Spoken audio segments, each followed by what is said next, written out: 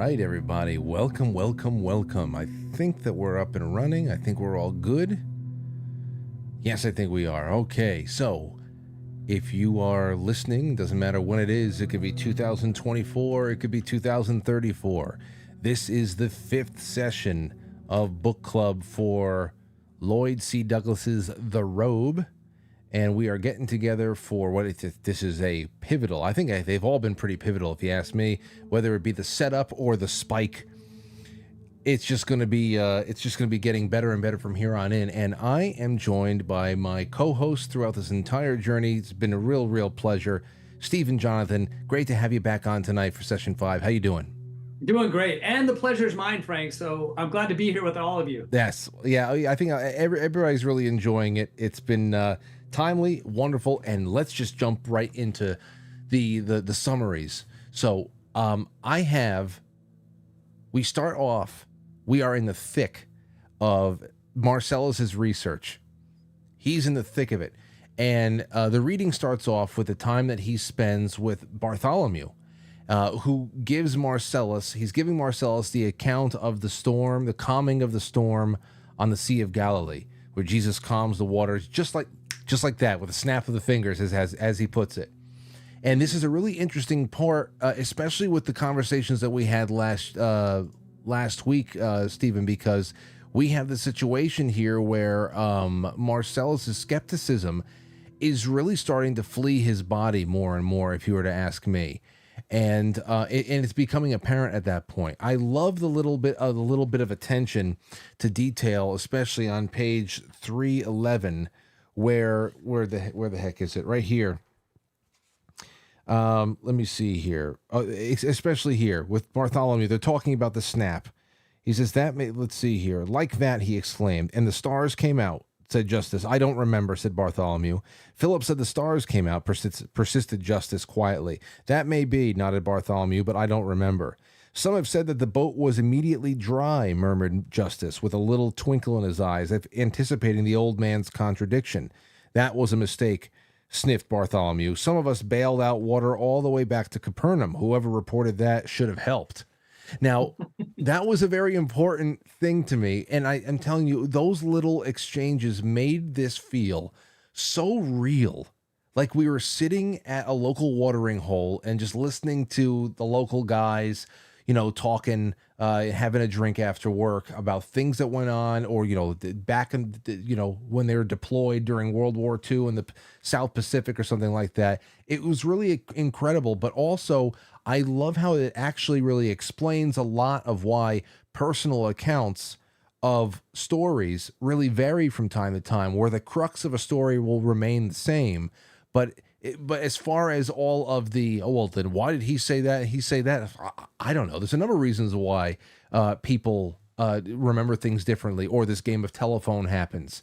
So I love little things like that. It made this entire experience seem so much more natural, and you can just put yourself in the room. Like I almost felt like we're in the corner of the room having some tea, just listening to everybody talk, just listening in. We don't even have to be a participant. That's right. And especially important to notice here is how Lloyd's directing us to this getting the right things in the right order. Normally around modern water holes, we're literally just talking about and disagreeing on the details, on the things that honestly don't have much of a consequence. It'd be cool if the boat were dry, but that really wasn't the main event. The main event was the fact that the storm was calm. So 10,000 people 10 people that were there all said the storm was calmed, and then every little detail about it was different. And so it doesn't matter.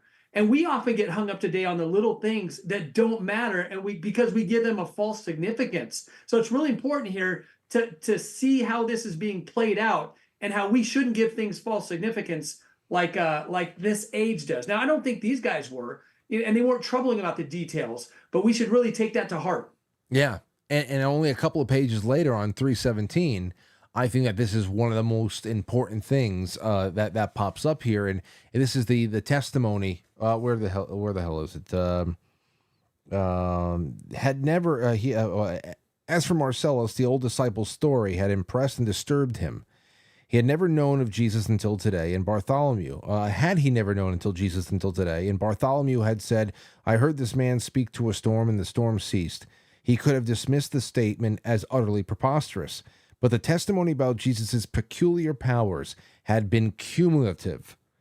It had been coming at him from all directions. Now, this is so important, especially coming out of the last session's reading about the feeding of the 5,000 and all that stuff, because his skepticism is fleeing him, and he's definitely embracing the idea of Jesus's divinity, because here you have this cumulative, or else he would have been able to easily dismiss the calming of the storm. And he says over here, here's a quote: "It was childish to say, yes, I believe Jesus could have done this extraordinary thing, but I don't believe that he could have done that." It started coming down to that.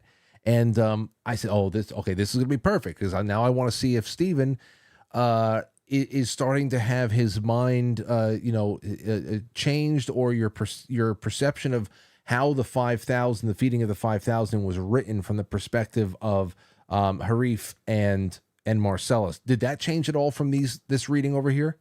That particular point for me didn't change, but I'm still open. I'm still totally open, because what was really germane, that big event, was whether or not he actually multiplied the fishes and the loaves. And that would be less a matter of perspective than it would be the matter of the main fact. You see, so the multiplying the loaves is the storm. How much was left over afterwards? It was 12 baskets or 13 baskets. That's secondary. So I'm still wondering, because you're 100% on that he's getting beaten down. It just one angle after another, all these things that are coming to him, mostly through testimony, but from people he sees as trustworthy. One thing we don't know today is that human testimony is generally a trustworthy form of epistemology, of knowing a thing is true. We've been conditioned in this age to be such liars. That's really kind of no longer the case. And I speak here of the mainstream media, the medical profession, the psychologists, the lawyers, the politicians, the movie makers, the entertainment. It's no longer true that we can take them at their word. But in a saner time like this era, when people explain what they saw, you could generally trust that they were giving an honest account. That may no longer be the case, but even in Lloyd's day, this was the case. So I'm still troubled. And Frank, this might be a great time to bring up that document you were talking about, to really ask about where Lloyd was in his life when these questions come up about what could be miraculous and what could be explained by natural phenomena. So this was submitted by a member of the audience who put this into the thread from last week. I forget who it was. I'm so sorry. But here is Frederick Hale, Department of English, University of Stellenbosch, Maryland 7602, Republic of South Africa. Here's the abstract of this. Miracles are treated variously in the fictional and non-fictional works of the prominent American novelist, clergyman, and religious writer Lloyd C. Douglas. During the modernist fundamentalist strife of the 1920s, he published his Those Disturbing Miracles, in which he propounded an amalgam of 19th century rationalist and 20th century psychological explanations of biblical miracles. That's what you were talking about before. Right. This anti-supernaturalist approach characterized his fictional works of the 1930s. Douglas's immensely popular novel of 1942, The Robe, however, is a transitional work in which miraculous elements are acknowledged. In his final novel, The Big Fisherman, in 1948, he evinced a nearly unqualified acceptance of miracles of the New Testament, and indeed created some additional ones to enhance his narrative. So, how does that play with you? Well, what really I think is amazing here is that little paper, that abstract you just read about this paper that's a study of Lloyd himself. It shows that Lloyd inherited the artifacts of his age. You might not know this, but Thomas Jefferson himself, as a deist, actually took the Bible and he cut out every miraculous thing and pasted together all the natural stuff. So he loved Jesus in the Bible, but he cut out everything supernatural. So this was a movement in America in the first place. And it seems to me that Lloyd, as he's writing this, had been in the process of going through exactly what Marcellus went through. From not believing in miracles and being bombarded by his faith and by grace, so much so that even between the book The Big Fisherman and the Robe, he had finally been completely won over. His skepticism conquered, and he said, okay, I believe in the fullness of supernatural miracles, when just 20 years ago, I really wasn't sure. And that's why in many cases, I think now that we have this perspective, I'm thinking, how much of Marcellus was he writing as himself? You know, especially when it comes down to that childish way of saying, yes, I believed it. Jesus could have done this extraordinary thing, healed a child, whatever, but I don't believe that he could have done that. It's like, well, if you can do this, you can do anything.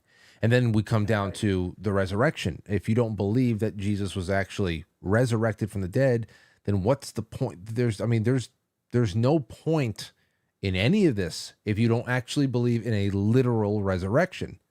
And so in the article we found, the calming of the storm was not written. When I read that, I said, okay, well, the calming of the storm with Bartholomew in here, it was not written as a symbolic calming.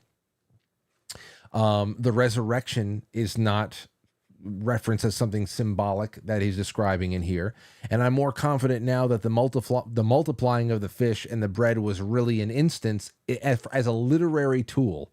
That's just where I can see it now. I just see it as a literary tool where you have two people at varying levels of ignorance of an event just hashing it out. Because Bartholomew, he's in a position on a boat where there is nothing. He didn't miss anything. Harif couldn't possibly know for sure if 5,000 people were sharing what snacks they already had on them. But Bartholomew was just one of a dozen on a boat. That wasn't up for debate. He knew that the storm was calm. No. Listen, there's no ifs about this. I'm telling you what happened. That's what I loved about this, is just that there was nowhere for Marcellus's logic to run with Bartholomew. It was just snap of the fingers. I'm telling you, Marcellus, that's all it is. And you could believe it. Well said. I'm still on the other side of the fence from you, but I really want to understand that you're right. I hope you are right.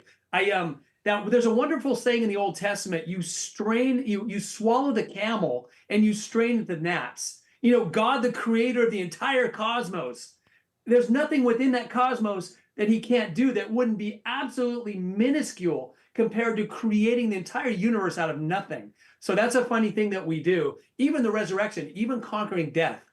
So I thought that was a great point. And going right to that, the big subject is finally broached.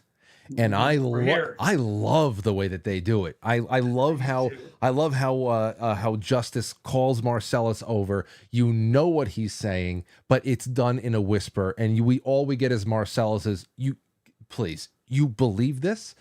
You know, I just love it. Where is that actually? I don't know where at the end of chapter 17, right? Where he brings that up. Oh man, yeah, it was. Oh yeah, here we go. Here we go. Justice sat for a moment, saying nothing, staring steadily into Marcellus's troubled eyes. Then he leaned far forward, grasped his sleeve, and drew him close. He whispered something into Marcellus's ear. "No, Justice," declared Marcellus gruffly. "I'm not a fool. I don't believe that, and neither do you." You just. That's like, this is great. Neither do you. Yeah, that's great. So I gotta say, at that point, once the Band-Aid is ripped off and boom, where are you with that? Because that means so much to the character Marcellus. He's carrying around this weight of being the one that executed the Galilean, and now here he is getting for the first time that death didn't conquer him. So what do you think? That's right. He probably can't afford it. He's like, I'm responsible for his death. He came back to life. If he thought he was guilty just touching the robe, imagine encountering the man you put to death. I still think at the end of chapter 17, it's a bridge too far for Marcellus. He says, that just can't be. Look, you know it can't happen. I know it can't happen, and so do you. I just think that's so powerful. So he's not quite won over yet, but this is when like you said, the Band-Aid gets ripped off, and this is make or break it time. Either you're going to get it here, or you're not. Either you're going to accept this and move into the faith life, or you're going to have to finally reject it and abandon everything else you've experienced in the last few months. Yeah. I have to admit something though. In the pages that followed, when he starts getting testimony from people like Justice and from Bartholomew and others about where they had seen Jesus after the resurrection, some of these stories about Jesus making appearances, still bruised up, showing up in doorways, disappearing, looking thin. It was spooky. I mean, I was freaked out. And I mean, like, for example, page 322, Jesus' appearances, several of the disciples claimed to have seen him. I, for one, didn't believe it, though I kept still. There have been a lot of confusing reports. On the morning of the third day, some women had gone to the sepulchre and found it empty. One of them said she had seen Jesus walking in the garden. I mean, just think about anybody in your life that you love that died, seeing them walking in the garden 3 days later. I mean, this is why I appreciated the work. I appreciate books like this, and I appreciated the perspective in series like The Chosen, because growing up in Catholic school and everything else like that, I never was encouraged to put myself in the position of following around and being a disciple of a person who is, it's not just a rebel, some sort of a revolutionary or whatever like that. This is, the political heat, the danger that you're in constantly, all these things that are happening. I mean, this is a freaky, sanity questioning series of events. And man, to start seeing him popping up everywhere to keep you honest. Yeah, exactly. And Oh, you can imagine when people lose people, we dream about the people we lose sometimes, and sometimes we do think that we're seeing them places. So that wouldn't be as uncommon as actually seeing Jesus, which is not just uncommon, but it's a never until Jesus. Well, I guess until he brought Lazarus back from the dead. But it would be mind-boggling for those who truly encounter Jesus. Yeah. And many did, including the women, and then the apostles, and then doubting Thomas, who actually had to touch the wounds. I know. But then I'll think about, the Mel Gibson's Passion of the Christ. And I'm thinking that was, I hope he wasn't that messed up walking around. I mean, that I just like, what degree, if we're thinking of Jeffrey Hunter, King of Kings. Yeah. I mean, he was, it wasn't Jim Caviezel as far as the level of brutality. So, I mean, this is just the imagery in my head throughout all of this, because it's one thing to say, he met with people, he was out and about, but like NJSF in the chat room says, how Jesus just appeared beside Thomas. And even on page 324, I think they're at Ben Yosef's house, and they said he vanished. Yeah. He wasn't there. The day was fading fast. Philip suggested that the lamps be lighted. Andrew, who was near the door to an adjoining room, went out and returned with a taper. Old Ben Yosef held up a lamp, and Andrew lighted it. Jesus was not there. He vanished. Marcella sat up. I don't know. It was getting dark in there. He might have gone out through the door, but nobody heard it open or close. That is... I had goosebumps now. I'm like, oh, damn. I'm looking over my shoulder. I think Jesus is going to be there.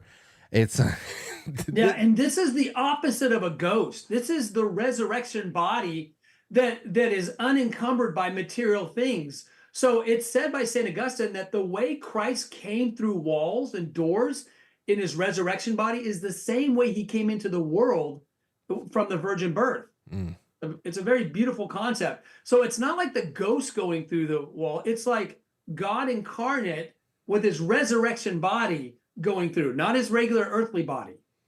Well, so it is quite daunting. And I think the crucifixion was brutal. Yeah. I think it may have been that brutal, but it should surprise us that on the road to Emmaus, the apostles didn't recognize him. And maybe why would they? You're so convinced in your soul that he's dead, that this man talking to you couldn't possibly be him. You might even lie to yourself if you thought it was him and say it couldn't be. But wow, it reminds me of him. Demi in the chat room said something else that's pretty key. The fact that he actually ate. He ate with everybody. You know how much he had, I don't know, but he consumed food.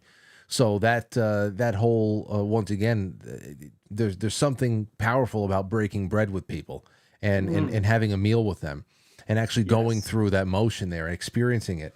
But other than that, man, I mean, obviously these are the huge things we were waiting to get around to, because it's really just been a little pussyfooting. You know, there's a miracle here, there, you know, references to touching the robe and everything. But what about the big finale? You know, or the start? You know, the real start of it all. Because what we're seeing now is after, you know, a year after the death, suppression is the word. We get a glimpse into what life around Jerusalem and elsewhere is really like right now, into what the temple and Herod and the legionnaires are doing at this point. The mention of Jesus's name is very dangerous. But I loved reading about the hundreds of families of people who protested the persecution of Jesus by not paying their tithes, and how these first generation Christians were starting to reserve all of their economic activity just for each other. They're patronizing each other's businesses over anybody else. That merchants that were denouncing Jesus during his life and of course through his death, they were seeing their businesses fail because people were just voting with their wallets. And then that was really awesome. What did you think about those depictions of the establishing of early Christianity from an economic standpoint, from getting together and just being a growing community, and of course this need for a secret language? Right. Using the fish as a symbol of unity. And who made that point? They don't do business on the old basis. It changed the actual economy. Where economy means much more than just money flowing. Economy means law of the household. And this unification of the law of the household, remember, they even went to what Stephanus called the ecclesia, which is Greek for church. And so they unified. And this is the exact polar opposite of communism.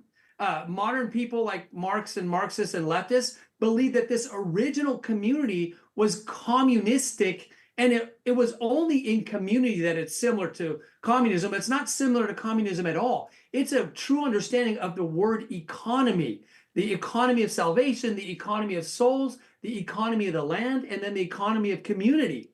So I thought that was really beautiful the way they set it up. And they showed some of the pitfalls, people faking it to get in. There was a lot going into that. Really Yeah. well portrayed by Lloyd. Yeah, and I'm glad you brought up the ecclesia as well, because I didn't really know any of that history myself. So reading it just in here and only having this as context, I'm saying to myself, okay, well, Simon Peter is he's establishing what I suppose you can consider the church. And you know, we have those early issues, the nightly suppers. I have to imagine that's mass. Is that mass? I'm thinking of, you know, was there? There wasn't. It's like the building of a tradition. I'm not sure. But then there was the arrest and the craziness. Now, is this another story that I don't know, or a legend that I don't know, or was it made up for this book about Peter's arrest and escaping through a dream? No, I think that's in the Acts of the Apostles. And it's funny you mentioned that, because I was going to look that up. If I had one more hour before the show, that's exactly what I was going to do next. Is I do believe it's in the Acts of the Apostles. And I will go back for next week and make sure, because that's a really great question. But it's funny that they thought, well, I mean, they wanted to kill them. But interestingly, Saul of Tarsus's teacher, Rabbi Gamaliel, in the Acts, is the one who said to all of those who had arrested the apostles, he said, listen, let them go. If this is of God, we can't stop it anyway. If it's not of God, it'll die out. So I'm thinking that's where it comes from in the Acts of the Apostles, but I'm not 100% sure. So we'll have to check back. But I thought it was funny that poor Rhoda, who lost Stephanus, when she saw Peter, they heard he was going to be killed, crucified. His head was going to be chopped off. And when he shows up, their new first notion is, oh, you're back from the dead. You know, about Peter. Yeah. I thought that was really interesting. And that's not in the Bible as far as I know. But I'll look back on that with you, okay? Demi in the chat room says that is in Acts of the Apostles 100%, as is the stoning of Stephanos. Right. Melanie Rodriguez says yes, that actually happened with Peter. So there's a, it looks encouraging. I can't wait to see what you find for next week. But you know, there we have the other big thing of what's coming up over here. We have what's going to be what I have to imagine is the central conflict of the book. Now, am I right in seeing? I thought that Paulus had mentioned that Tiberius is dead. Is Tiberius dead? No, he says he might live a couple more weeks or a couple more years. He made reference to his insanity and his feebleness. Ah, okay. Right? Because they were talking about the gods. They're saying, well, what if, is Jesus a king of this world, not this world? Does it matter? And they say, yeah, it does matter. Think about it. He made blind people see. He made crippled people walk. What have our government's done for us? They've actually made seeing men blind, walking men crippled, and they've done nothing but harm. Wouldn't that be a great world? I thought that was beautiful. Page 337. Yeah, that is beautiful. It absolutely is. Okay, so then that takes away one of the biggest problems. It's still going to become a problem because we see what's happening here. But I thought I read that Tiberius was dead, and if that happened, that would be the majority of Marcellus's political support would be gone. Because Quintus definitely has a vendetta. We were reminded of that out there. Demetrius exposes all of them to danger at this point now. And that is the top of the fact that Demetrius is a Christian.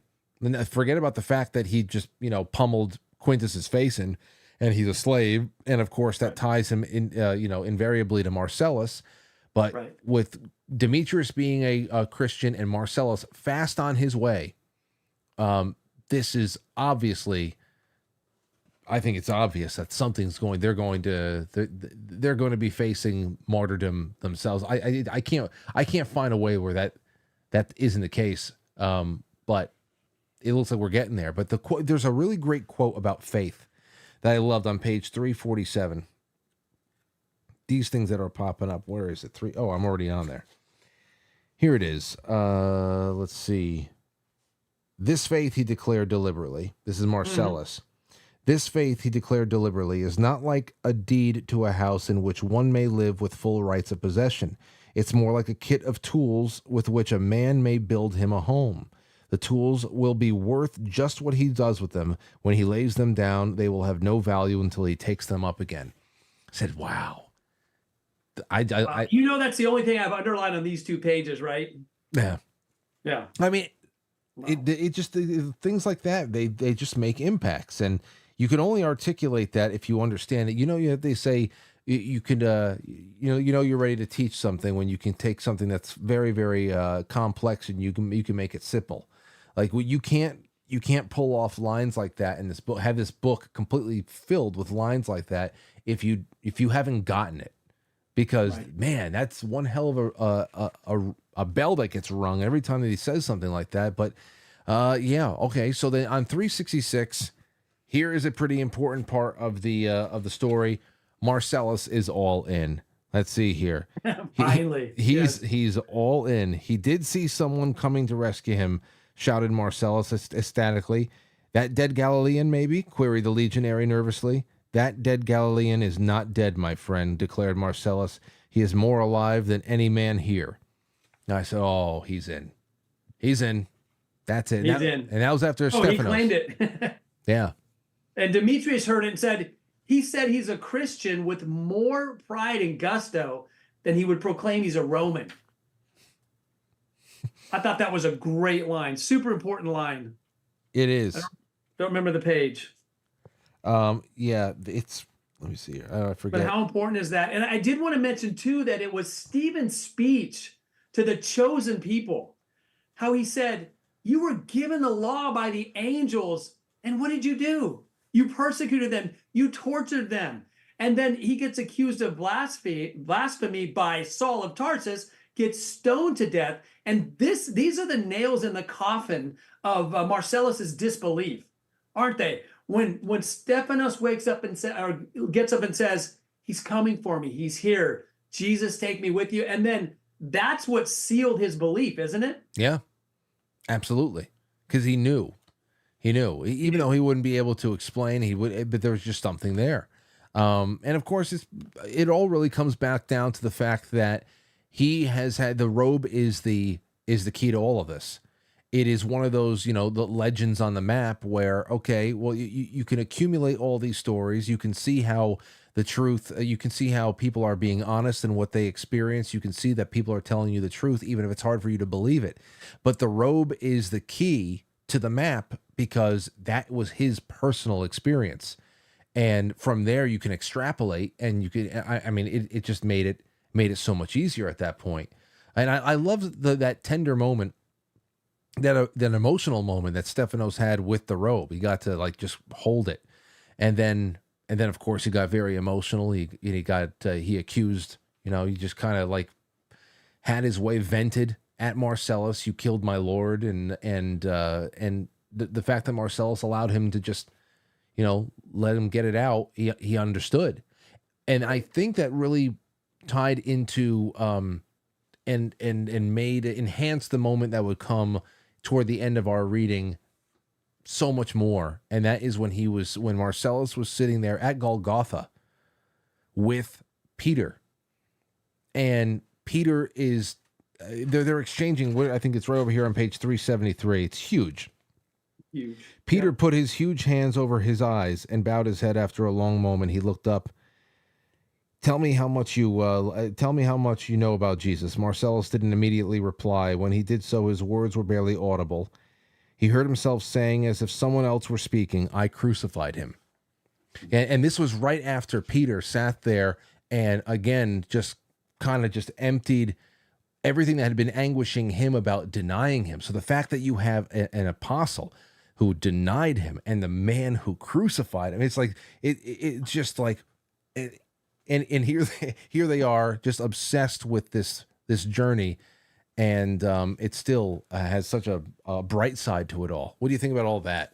Oh, such a powerful moment when Simon Peter says, "I need to tell you what I've done," and he knows it was forgiven. Everything, you can't do anything that Jesus won't forgive if you ask, and that was something that was given to Marcellus. Stephanos said, look, you crucified my Lord, but you didn't know what you were doing. And there's room for you to repent because you know better now. Those people who killed him don't know better. So for them, it's much, much worse. And I think Peter was also being a great witness by saying, this is the sin I did. You killed him. I denied him. And I knew better. It's really quite extraordinary. But the ocean of mercy and forgiveness was there because Judas himself, who betrayed Jesus, could also easily have been forgiven had he just asked. And I think that's really important to understand and remember. Oh, and when you really think about Judas, that's the one thing that I wish there was a little something else in here for. In the movie, I think the best part of the whole movie is Demetrius's running across Judas in the street. He was Right. in a state of just complete torment. He looked like just a vagrant, a bum curled up in the street. He's going nuts. He's just you can tell that he's in so much torment. He's probably going to do the deed immediately. But when you really think about it, especially with these two people getting together, Marcellus and what he was a part of, and Peter with the denial, the complete abandonment there. When you think about Judas just saying, "Hey, he's going to be here at this time," and taking some money, it's comparable to everybody else's betrayal, if It not, is. compared to the person who drove the nails in, who sent him on the way. It's just like you said. If he had asked for forgiveness, if there was another way, but then of course he compounded it all by taking his life. That's right. Very rarely do you contemplate that compared to Peter, compared to anybody who's up there on Golgotha. That was Judas's actions really that more unforgivable than anybody else? They weren't even unforgivable. They were just tragic and sad and vile, like everybody else, like all the rest of us.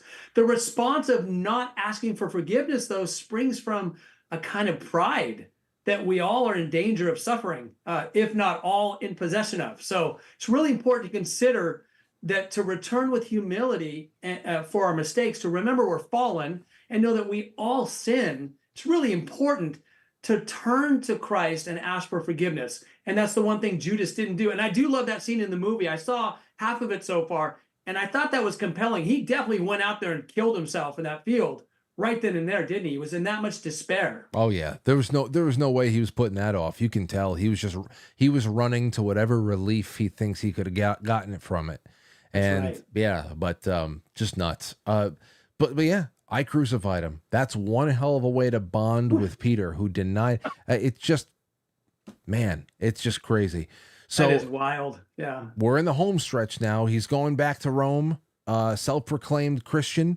Marcellus is, and it's going to certainly put his life in danger. It's going to put his life in danger, and now it's just a matter of what happens from there. So let's get into the audience submissions. We're starting with Jalen Weddings. He said, he's always the first one, Jalen. Jalen says, I must admit I was a little disappointed when it was revealed to Marcellus that Jesus had risen. I was sort of hoping for a kind of private revelation after hearing stories of Jesus being seen after the crucifixion, that he would come about this information on his own. Then lo and behold, he comes to believe everything just as I told him after seeing Stephen stoned to death. He came to believe by seeing someone else's faith, and this meeting with Simon Peter had me floored. I crucified him. With that, he has given a confession. One can only hope a baptism will transpire in the next session. I'm also wondering if the man Marcellus talked to at the stoning of the man that Marcellus talked to at the stoning of Stephen was Saul or Paul. So, yeah. Great comments. And it was Saul of Tarsus. And something people might not know about Saul of Tarsus is that he was the most educated man in all of ancient Judea. His teacher was the great Rabboni Gamaliel in the Acts of the Apostles. And it's said that the day Gamaliel died, so did all of Hebrew teaching. So Saul of Tarsus was by far the most educated. I love that Marcellus said to him, hey, what's worse, blasphemy or murder? That just didn't make sense to Marcellus. And the genius Saul, who was supremely educated, said, come to the theology school tomorrow and I'll explain to you why we are perfectly justified in killing these people. So I thought that was really haunting. Very haunting. Things I read that sound familiar and resonate for me today. This is from Dyslexic Angel. Said, number 1, for businesses seeing revenues dropping, thinking of 2021 and 2022. Well, for one thing, the temple tenures were falling off. Hundreds of people accustomed to paying tithes stayed away from the synagogues whose priests had persecuted Jesus. There was no violence, but the marketplace throughout all Judea, Samaria, Galilee, merchants who had thought to win favor with the authorities by denouncing Jesus found that their businesses were failing. The Christians were patronizing one another. An edict was published prohibiting any assembly of Jesus' adherents. And it is very, that does resonate today. I mean, we in the last few years, especially the last, 4 years, there has been an incredible need for parallel economies all over the place. Social media, banking, you name it, education, people are homeschooling again. There's a lot happening now. Number 2, for me on page 322, quote, nobody knows how many there are in Jerusalem, but the temple is beside itself with anxiety and anger, prodding the insula to do something drastic.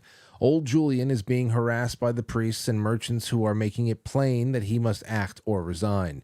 It sounds like go woke or go broke. Yeah, it does. Number 3, these Christians are refusing to do business on the old basis, like you said, Stephen. More and more they are patronizing one another, end quote. Yeah. Number 4, no, he expects us to come into power another way, not by dethroning the emperor, but by inspiring the people. His rule will not begin at the top, it will begin at the bottom with the common people, end quote. And then the last one, quote, Marcellus began to realize that this was no impulsive impromptu incident. The better citizens were not throwing stones, but without doubt they had planned that stones should be thrown. The men who were doing it were expert. The centurion pretended not to notice when they dodged under the barricade of spears, end quote. Any of these could have been applied for the last few years. Oh yeah, during that part, I thought about the pallets of bricks that were left all over cities like Portland and everything That's like that. right. I all these things were flooding back to me. Trust me. Same. Yeah, Same. Great comments. Excellent. Excellent insights. yeah. What else do I have here? Let's see. Moving up to. Hold on. Robert Solario says there's a great line on page 323. If only all the denominations of Christianity would meditate on this, as millions already know its truth. Prodded on by Marcellus, who in the true Roman fashion, speaking of the Good Samaritan, asks if he could asks had he arrived earlier, quote, would he join in the defense or wait, end quote. Justice replied, Jesus was interested in binding up wounds. I had that part there too. That was page 320. I did too. Where was that again? Because I said, I found myself asking that question ahead of the author, and of course he just went there. Let's see here. So he's talking about that. That was easily handled. I asked what neighbor to which of these men, he asked, was a neighbor to him who fell among thieves. That was easily answered, I think, observed Marcellus. Had I been there, I should have asked another question. I am told that Jesus did not believe in fighting, regardless of the circumstances. Now, if the brave Samaritan had arrived while the Bedouins were beating the life out of his unfortunate fellow, what was he supposed to do? Join in defense or wait until the robbers had completed the work and fled? Shalom and Justice exchanged looks of inquiry, each inviting the other in reply. He says, Jesus was interested in binding up wounds, not inflicting them. Does that answer your question, sir? No, says Marcellus. Perhaps we should go. It's just growing dark. You see, that's the thing that got me too, and I'm glad he brought this up. And I have that. Too. I have that right here. I actually wrote it down in the lining. I said, "Good question," because it doesn't answer the question. You binding up wounds, but the question was, if Jesus showed up while these men were beating the hell out of the other guy, what would he do? What would he do? I don't think Jesus was a pacifist, but we live in an age that believes that's the case. Jesus didn't condemn warriors or people in the army, and we are duty bound as men to protect the innocent. I don't think as men, as Christian men, we're called to stand by while somebody gets unjustly beaten or robbed or anything. I think we're called to not self-defense. The one thing Jesus didn't do is defend himself, but he defended his Father and he defended all of humanity with more valiance and force and grace and virtue than is conceivable by human man. So think of the three temptations in the desert. He didn't react to the devil until the devil offended his Father. And then he said, "Be gone, Satan," and he banished him. So I think that might be another one of those little small modernisms where we think that Christianity is pacifism. It's absolutely not. So I'm going to come down on the side of being a warrior to protect innocence, but not to defend ourselves. You see, I was hoping, because that's where I fall on. That just war theory and Sure. protecting and all that and acting when you must act. I was hoping that Shalom and Justice would say what you just said. Instead, Me too. I was troubled. Yeah, it's evasive to say that Jesus was only interested in binding up wounds. Okay, so then what you're saying is he would have waited until the attackers completed beating the hell out of the guy so he can heal him. And that's the inference that I get at that point when you evade answering the question like you just did, Stephen. So yeah, okay. Well, and think about when in the temple, he turned over the tables and he whipped those guys. He gave them a beating so that they might have their souls saved. And he told the Pharisees, "You're whitewashed tombs. Your father's the devil." It wasn't all hippie peace and love. I'll tell you that. So that's really important to get. And no man would stand by while his family's being attacked and do nothing and say, "I'll take care of those wounds when they're done robbing and killing you guys." That just doesn't make sense. Even in the ecclesia, I believe that good men will defend the innocent and defend women and children, of course, right? Yeah, absolutely. Jesus approves of that. I'm sure of it. So, okay, so then the next one here is from Gal, 2021. It says Marcellus' long and deliberate journey to finally believe in and surrender to Christ probably echoes the experience of many of us who took the longer path to believe in Christ.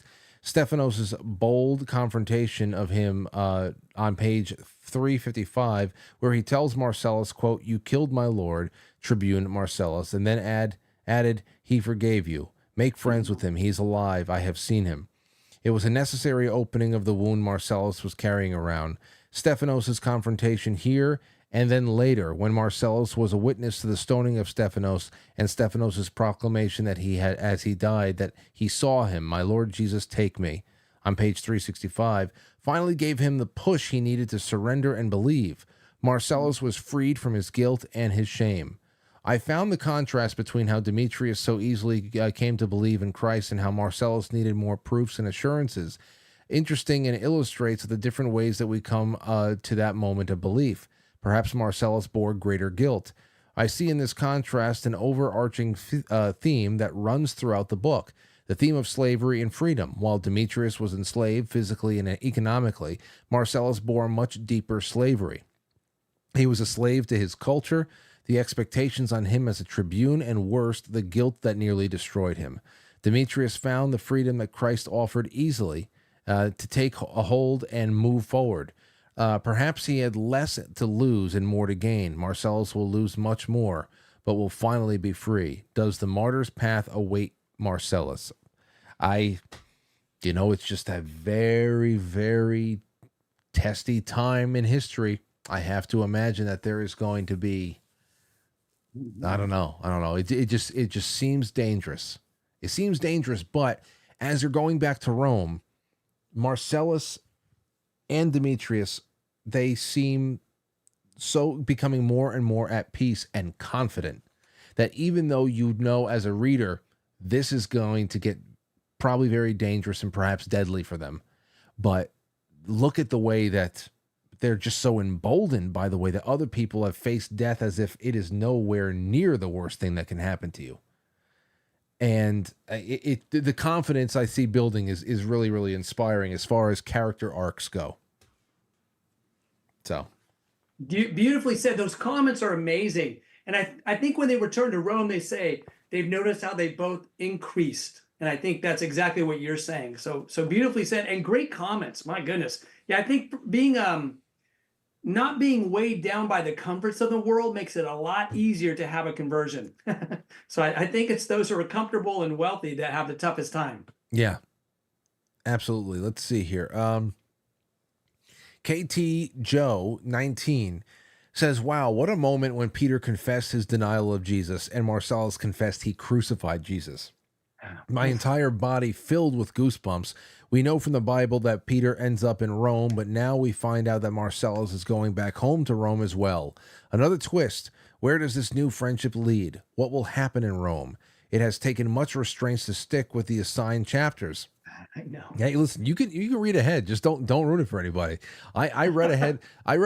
I maybe overshot reading a couple of times by just about a chapter. Me too. Exactly one chapter. Yeah, but other than that, because these weeks go by so quick. So, yeah. As a side note, the story of Stephen's stoning was different than I expected. It came about rather abruptly in the story. I was disappointed that it didn't follow Acts as closely as I thought it would. See, I have never read Acts, so it is this is all first impressions. So I guess that's something I have to read. Yeah. But it was a heck of a good speech where he condemned the chosen people for not rising to what their expectations were, or what God's expectations of them were. Wonderful speech. Okay, we got one last one over here. We got 8 minutes left, so that's perfect because NJSF gives us a lot. He says, "This session did not disappoint and has been customary with this book club. The best portion was Demetrius when discussing faith and Marcellus." He says here, "This faith," he declared deliberately, "is not like a it's not like a deed to a house." We were talking about this, in which one may live. Okay, it's with the tools, and you can lay them down. They have no value until you take them up again. I enjoyed the crescendo into Marcellus's acceptance that he is a Christian, and it's very well done. It started with the extreme honesty of Bartholomew's witnessing of the storm and that what it meant, what it means about Jesus, causing the first chink in Marcellus's rational logic armor. At dinner at Levi's Inn, this dialogue is externalized with Justus, who finally relents into telling Marcellus about Jesus' resurrection. And still, Marcellus refuses to acknowledge his belief. Even Paulus can see that he is already a Christian and warns him about the consequences. The witnessing of Stephen's stoning and his vision of Jesus made quite the impression, and he started accepting. Marcellus unknowingly has his first true confession, and yet it is really only once he witnesses the first miracle by Peter after the Passion that he really accepts that he is a Christian and really believes the gospel. Even Paul makes his first appearance still as Saul, and Marcellus even has words with him. Yeah. That's a lot of famous people around each other at once. It's That's like right. it's like the grunge scene in Seattle in Seattle. the late 80s. Yeah. It was so interesting to read about the start of Mass and initial difficulties and errors in the ecclesia, how Peter was still unsure of himself, and how in his first attempt to lead the church, taking literally the Jesus' teachings to the rich young man, he created really a commune, and how it was starting to cause discontent in the ranks. What was the biggest? I'm forgetting now. What were some of the biggest problems that were popping up in the ecclesia? Well, you would be worried about somebody who's an infiltrator coming in, somebody who just says, "Oh yeah, I commit," and then comes in, and or lazy people come in and just eat food for free. Things like that Right. concern them. They couldn't turn anyone away. It's the church, you know, Yep. and the church is a hospital for sinners, not a house for the righteous. Jesus said, "I've come for the sick, haven't come for the healthy." Hmm. So every problem known to man is in the church. And in that early church, I think they had a difficulty. They just weren't, it's like Frodo said, "I'll take the ring. I just don't know the way." I think there was a lot of that going on. Yeah. Absolutely. And then NJSF put together a nice little timeline over here. Said, here's Marcellus's journey to acceptance. Number 1, Bartholomew's believability. Number 2, internal monologue on how the storm implies Jesus' divinity. Number 3, discovery that Jesus has risen. Number 4, Paulus recognizes Marcellus as a Christian while he still denies. He says, "By the gods, Marcellus," he shouted, "you believe it." Conversation with Demetrius is the next one, answering Marcellus's observation that only after the Passion Christianity went underground. Let's see here. The establishment of the Holy Mass. Let's see. Oh, don't you know? Rhoda handed him the basket, and they moved toward the gate. "We all have supper together now. You must come with me." Who has supper together?" wondered Demetrius. "The Christians. Simon began it many weeks ago. They leased the building that Nathan had his bazaar. We all bring food every evening, share it. That is," she said, "some of us bring food, and all of us share." "The ecclesia," repeated Demetrius. "Is that what you call it? That's Greek, you know. Most of you are Jews." So I love how you start seeing this all come together. And I didn't, when I think of supper, I'm thinking of communion. And because especially you're talking about they're all getting together, they're doing it every day. Peter is there. They're the rock upon which the church is built, and I'm thinking about their whatever. So I'm trying to pick up little hints of what maybe those earliest traditions of the Mass was like. I've had this question before, Stephen. I don't know if I asked you this in an episode of Quite Frankly. But like, what did the earliest masses really even look like? I understand that the Last Supper gave the prototype for what the entire the Catholic Mass would be all about, with having the sacrament in the middle of it all. But when you think about that, most of these people, these early Christians, were Jews, where they already had their traditions set. Now there's a whole different set of traditions that does not really look like a temple anymore. I always thought that was really interesting about the establishing of new liturgical traditions. Right. And Jesus did give them the exact form in the upper room at the Last Supper. did the whole thing, take this, my body, and eat of it. He did that. So if that's what was going on every night at the ecclesia, then they were performing the sacrifice of the mass. But the form itself is written in stone in the Last Supper. So you got that right for sure. Okay. And then, of course, there's discontentment with the initial setup of ecclesia. We talked about that. Marcellus had words with Saul and Paul. And first Marcellus's confession, but interestingly peppered by Peter's humility. And that's what I like, that Marcellus is confessing, but Peter is confessing to him. They're opening up to one another. And again, there is that whole, maybe that's an invite to show that, hey, the first people, after the people who were around Jesus that knew him closest, sinned against him. The word, like, if you were abandoned by your friends and family the way that that Jesus was abandoned at the end, I mean, that's one of the worst things that a person could ever experience, that kind of betrayal. And the fact that those are the people who, it's still okay. It's still okay. That should give anybody that comes afterwards the little bit of breathing room to say, I'm not totally lost, and I can turn this around. Right. So it's huge. And actually, God will turn around by the graces if you confess. So that's that. Well, okay. So now there we are. It's 9:59. We have what we were going to do is we were going to split the last thing up. So from page 375, which is the start of chapter 20, I went ahead like 66 pages, and it's perfectly at 442, and it's right before chapter 23 begins. So let's go to 375 to 442, and then that means that the last week that we have together, it'll be another clean 66 pages, easy peasy reading, and I can't wait for this. Now, and also remember, next week we are going to get together on Tuesday the 30th, not the 29th, because the 29th I'll be off. that's right. But still, anything you want to leave us with, Stephen? Obviously, they're going back to the old country. They're going back to the boot. Things could get really hairy right now, and I don't know. I guess predictions are in order. I'm not going to predict, but I'm with you. Something bad's going to happen. Something really bad. That's the way it goes. I just want to say that I say this every week, I think, but I'm even more moved every time when I hear the intelligence behind the comments. It makes me wish we were all in the room together. I got an email from Heather this week, and it just brings me such great joy to know that we are all in this together, and the intelligence in the group just warms my heart, and it's beautiful. So thank you. I'm envisioning an auditorium. Sometimes I've seen stereotypical book clubs. I've never been a part of one until I started my own, but I envision, a small group of people in a cafeteria somewhere, a school cafeteria. It's been hollowed out. The bingo night that night has been called off, and there's about maybe 15 people in a circle of chairs.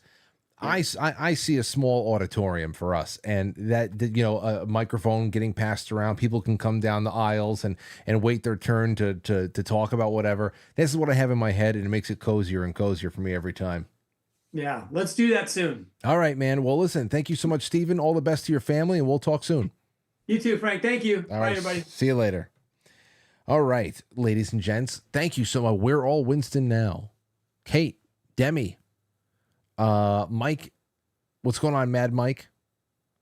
Enrico Palazzo. It's Enrico Palazzo. Matt Christensen is doing a Bible study of Acts. They just took a break, but should be starting back up anytime. Wow. Matt Christensen, he's given himself over to it. Imagine that. Well, everybody, thank you so much.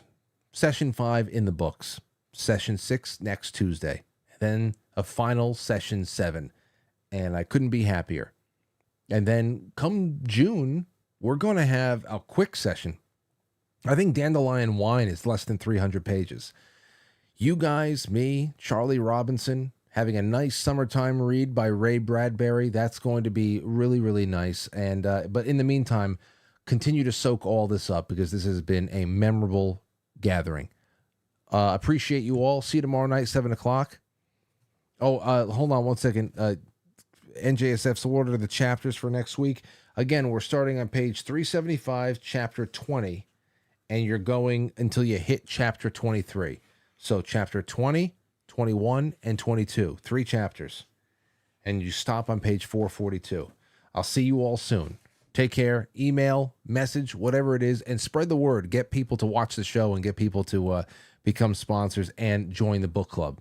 That's the best thing. All right. Nighty night.